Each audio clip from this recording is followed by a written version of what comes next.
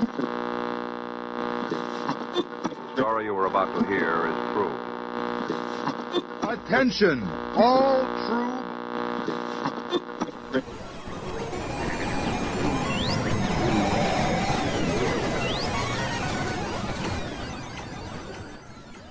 She's alive! Alive!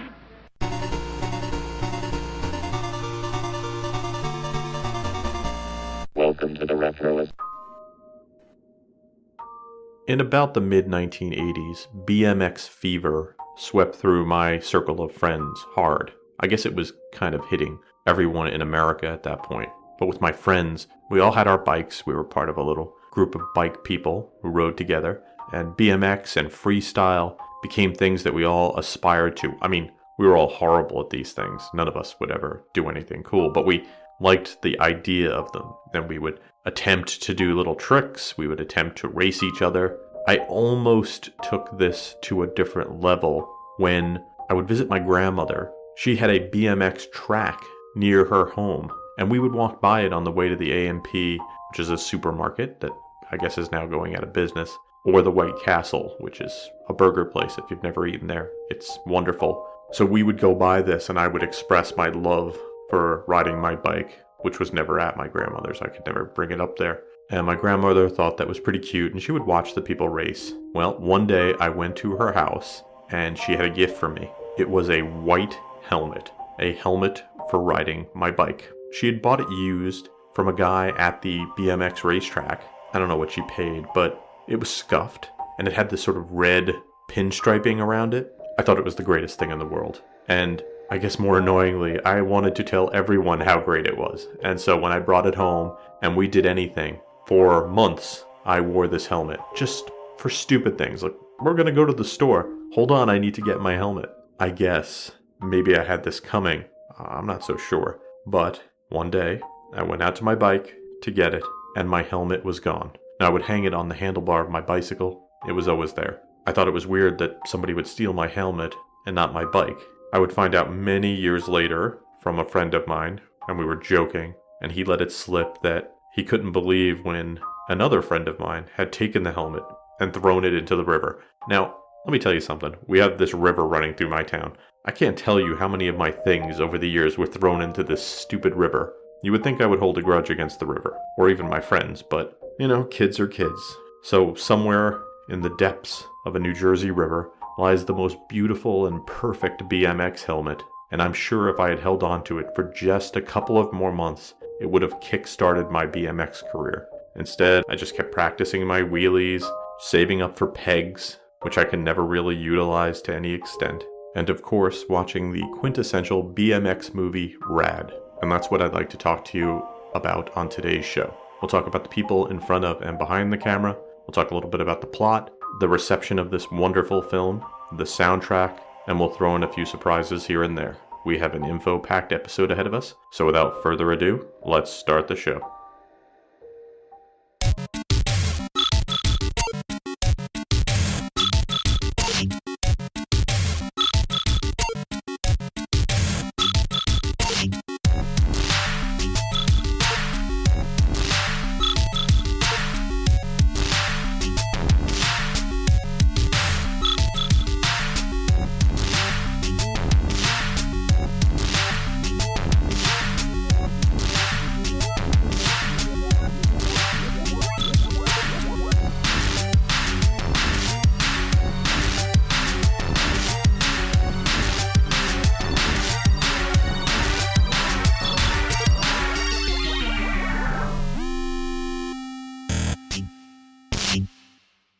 RAD is a 1986 film about BMX bike racing. It was written by Jeffrey Edwards and Sam Bernard and directed by Hal Needham.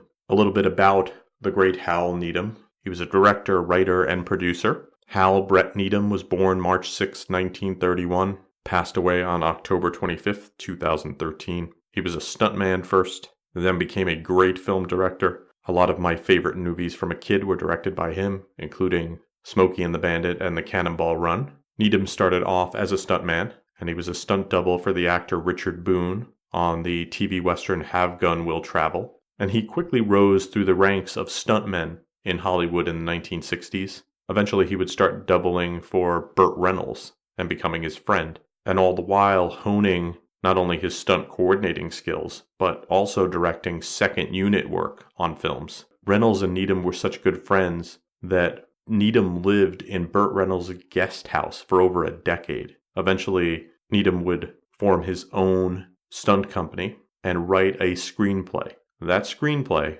was Smokey and the Bandit. Needham approached Burt Reynolds, who agreed to star, and allowed Needham to direct it. And the film was a huge hit, and they would work together on The Cannonball Run, Stroker Ace, and Hooper. All great films. Another movie that does not get talked about enough is Needham's 1986 effort, RAD. But hopefully we'll help remedy that. The two writers on the script were Sam Bernard. Bernard has a good amount of writing credits. RAD in 1986. Then he did some TV work and some mixed movie work, including Warlock, The Armageddon, and on TV, Matlock and Jake and the Fat Man. The other writer was Jeffrey Edwards, and if that name sounds familiar, it's because he's the son of Blake Edwards, famous Blake Edwards, who was associated with the Pink Panther. And he would work on The Trail of the Pink Panther in 1982 and The Curse of the Pink Panther in 1983. If you were a Star Trek fan, he was also married to Tasha Yar, better known as Denise Crosby. They got divorced in 1990. Now, if you're watching RAD for the first time, you might note that things don't look quite, I want to say, American in it, and that's because the film was shot in Alberta, Canada, in two places, Calgary and Cochrane, Alberta, Canada. The original title of the film wasn't going to be RAD, which is a shame that they would even consider another name, because RAD is such a perfect name for this movie, and it really captures the zeitgeist of BMX. Originally, it was called Balls Out, and in the movie, one of the characters just inexplicably tells the main character to go balls out, a reference to the title of the film, which wasn't the title of the film. It would have been cooler if, I guess he would have said, be rad or something, but I guess that would have been weird. It still feels very weird, but once you realize that that was supposed to be the title of the film, not so weird, I guess. I mean, I kind of wish that they had kept that name, now that I think about it. Just, now you'll notice there's a lot of great stunts in this film. Of course, Needham knows his stunts, and they did some pretty crazy stuff. And in fact, there were people injured, including Rick Moliterno, who broke his leg during the film. And you actually see him in the film, and he gets his cast signed by the main character, Crew. And I can't even imagine how more people didn't get hurt. I guess they would have. In the film, we'll talk a little bit about the plot next. These people are racing on something called Hell Track.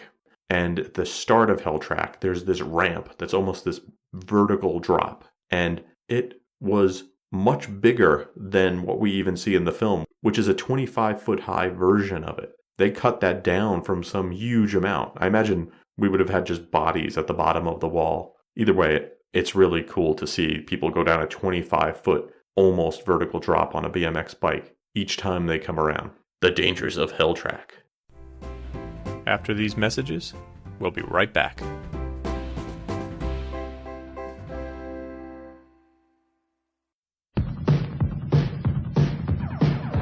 Give me some fun in the blazing sun. Give me a friend or two.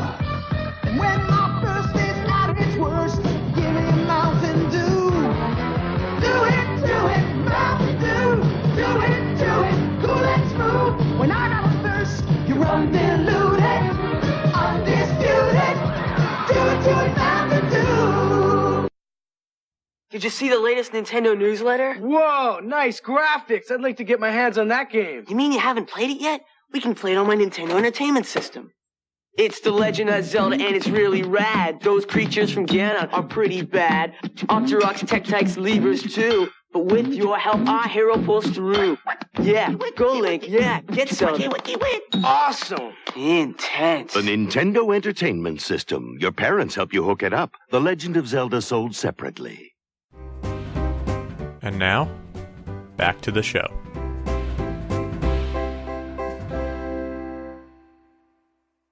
Now a little bit about the plot of the film.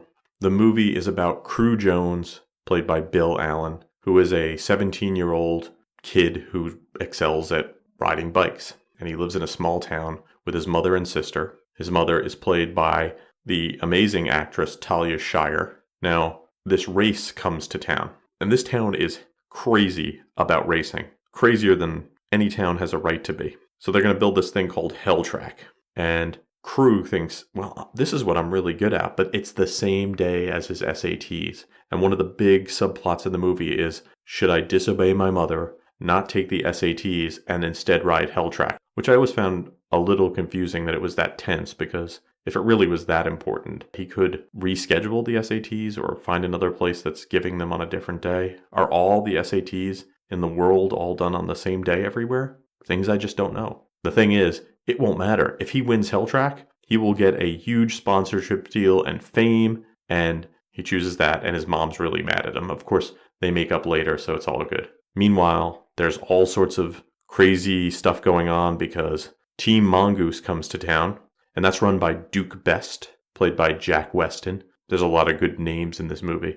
And they want to have a local in the race, but the problem is that Duke's biggest rider, Bart Taylor, played by Olympic gymnast Bart Connor, can't lose, or these millions of dollars worth of BMX licensed material will be worthless. So Duke starts to change the rules of Hell Track to keep Crew down. Meanwhile, Crew meets Christian Holland, played by Lori Loughlin, and they have a romance, a very bike-related romance, and they need to come up with sponsors, and Mr. Timmer, played by Ray Walston, who's there to make money at first, but then realizes he doesn't want to be all that bad a guy, eventually decides to back Crew and his RAD Racing t-shirts so that Crew gets to race Bart in the end. Who's going to win? Will it be like Rocky, where it's just the effort, or will Crew triumph in the end? Oh, I should also mention that there are these two twins in the film, the Reynolds twins, who are just the best thing in the world. I'll talk a little bit about them later, but they are amazing to behold. Their sarcastic attitude, their crazy outfits that are actually taken off the set of the television series V. So these really look like alien uniforms, and they wear them to this dance. And that's not even the weirdest thing at the dance. If you haven't seen this dance that is choreographed BMX dancing set to Send Me an Angel, you have not lived. That is worth the price. If you watch one thing today, if you do not watch RAD ever, just go into YouTube or any other thing and type in dance sequence RAD, and your life will be better. Case closed. His name is Crew. Hey, good looking. BMX is his world. RAD is his way of life. The world would be a lot better off without kids. We're here for the biggest and most important bicycle motocross event ever held, Hell Track. This is a very important race. The very finest riders in the country are here riding for some $100,000. Hell Track in this big town. They've got to be kidding. This is a joke. I really think I can get this one. I think I've got a chance. I don't want to hear any more about it. Everyone's on his case. Get that. The paperboy thinks he's a pro. He's nothing next to Bart Taylor. He's got the style. There's something about the way you ride so naturally. And he's going to prove it. I've never seen such raw determination and talent in one kid. Against the factory hotshots. Looks like the local yokel's going to race after all. It's gonna take a miracle to beat this guy. Against the big money fixers. All you have to do is take out that kid. Against impossible odds. You scared now? This guy doesn't even stand a chance. Yeah, I am. He's going for it all.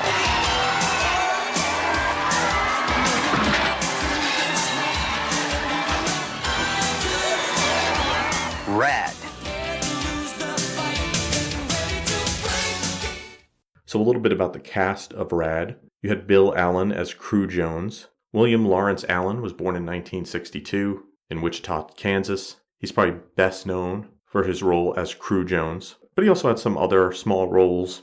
The character of Crew is very, very loosely based off of Eddie Fiola, who did actually all of Bill Allen's stunts in the movie. And when Needham was casting this, he had a couple of talented people to choose from, but he had seen Bill Allen on an episode of Hill Street Blues and thought, oh, he was pretty good on that. Let's cast him. I thought that he always kind of looked a little old. He was only 19 when they filmed this, and he was playing a 17-year-old, which isn't all that bad. Lori Loughlin played Christian. Lori Loughlin was born in 1964. She's an actress and model, probably best known for her work on the TV show Full House, which is coming back soon. on Netflix as Fuller House, and I think she's joining that cast.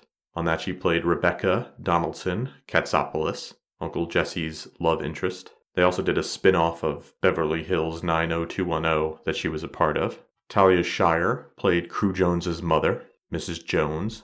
Talia Shire had two iconic roles, one as Connie Corleone in the Godfather films, and the second as Adrian Balboa in the Rocky series. Playing Crew's little sister is Laura Jacoby. She was born in 1974. Probably best known for her work in RAD. She also did some work in Valley Girl and some voice work for Uncle Buck. Ray Walston played Burton Timmer. Herman Raymond Ray Walston was born in 1914, passed away in 2001. Actor, probably best known for a bunch of things, but he was in the TV show My Favorite Martian, Fast Times at Ridgemont High, Picket Fences, The Sting, and a whole bunch of other things. Alfie Wise played Elliot Dole. Alfie Wise was born in 1943. Friends with Burt Reynolds and Hal Needham, appears in almost everything that Burt Reynolds was in, especially in the 70s, including Smokey and the Bandit and Cannonball Run. Jack Weston played Duke Best. Weston was born in 1924. He passed away in 1996. He was in a very famous episode of The Twilight Zone called The Bard. To modern audiences, he's probably best known for his small work in the movie Dirty Dancing, and of course in RAD. Bart Connor was played by Bart Taylor. Connor was born in 1958. He's a gold medal winning Olympic gymnast. Didn't work a ton in terms of acting, but once you've done RAD, you really don't have to do much else. Seems like a really nice guy. Married to fellow gymnast Nadia Comaneci. Does a lot of charity work. Some great videos of him online talking about his work in RAD and the legacy and popularity of the film and how much he enjoys it even to this day. The twins. Chad Hayes and Carrie Hayes played Rex and Rod Reynolds. These two twins were born in 1961 in Portland, Oregon, and have gone on to do writing and producing, working on horror films like The Reaping, House of Wax, and The Conjuring. Rounding out the cast, you had Marty Kober as Becky, Jamie Clark as Luke, and Hard-Boiled Haggerty, H.B. Haggerty as Sergeant Smith, born Don Stanzouk in 1925, passed away in 2004. H.B. Haggerty was a professional wrestler and eventually an actor. He appeared in TV shows like Adam 12, The Love Boat, Happy Days, Get Smart, The Incredible Hulk. A very big man and a great looking character actor. Really good. After these messages, we'll be right back. Something special seems to happen when you put a kid on a Schwinn BMX. And there's Donnie Atherton, the national BMX champion, position 3. Atherton takes a quick lead, followed by Bobby Carlton and Jerry Field. It's Atherton. For every Schwinn BMX that makes headlines winning a race, thousands of other Schwinns win races you never hear about.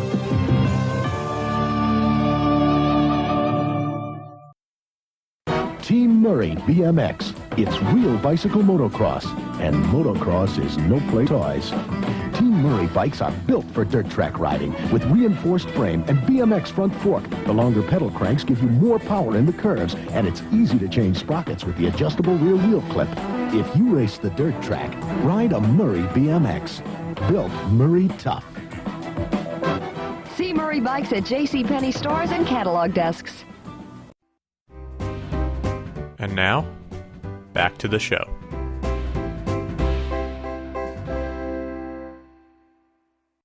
The music in RAD was put together by James D. Pasquale. He was born in 1941, did a lot of great work for television, things like Chicago Story, Hawaii Five-0, Lou Grant, and Columbo. Films in the 80s he worked on include One Crazy Summer, Armed and Dangerous, and of course RAD. The soundtrack for the film was released on vinyl and cassette by Curb Records in 1986. It was very popular in my town. In 2014, it was re-released for digital download on the iTunes Store, so if you're interested, you can get it. If you listen to the soundtrack, you'll probably recognize some of the songs. Probably the biggest one on it was Send Me an Angel by Real Life. That's part of the dance sequence I told you about. There was a song called Caught Up in the Crossfire that I don't think was on the soundtrack. and I'm not sure where you can get it nowadays. And it's a great soundtrack if you like 80s music. The film was distributed by TriStar Pictures, and it was released on March 21st, 1986. It had a budget of $11 million. They put that all on the screen, people. And it made, at the box office, just a little over $2 million.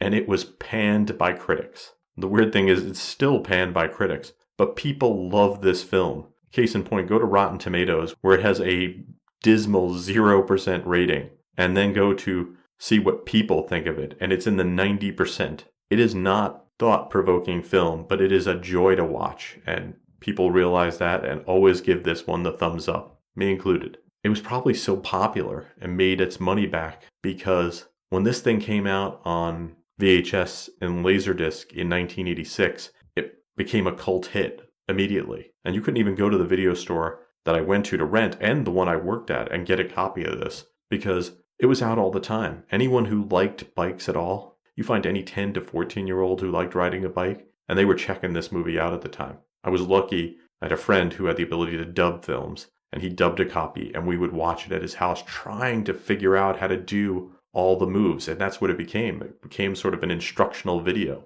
Sadly, not the greatest instructional video because none of us were very good at any of these tricks.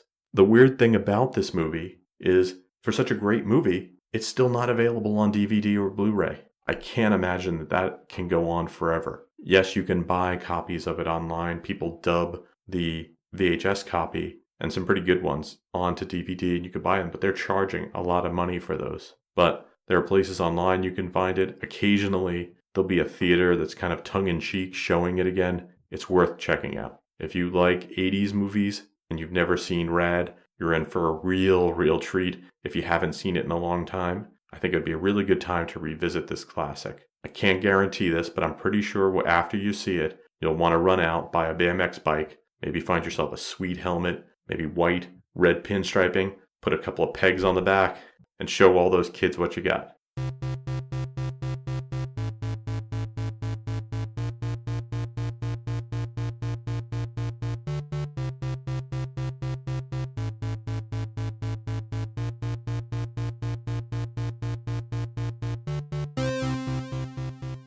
Thanks for listening to the show. For more retro fun, you can drop by the website at www.retroist.com. You can follow me on Facebook and Twitter. I'm at facebook.com/retroist.com and twitter.com/retroist. The music you hear on the show is by Peachy. If you have musical needs, you can email Peachy at peachy@retroist.com. Thanks for listening to the show, and I hope you have a great weekend.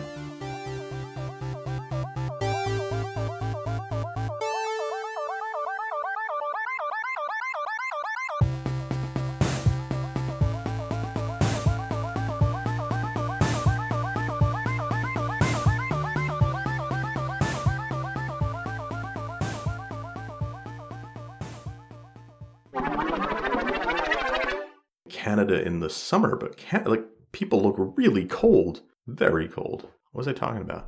Oh yeah. This has been a Retroist production. Goodbye.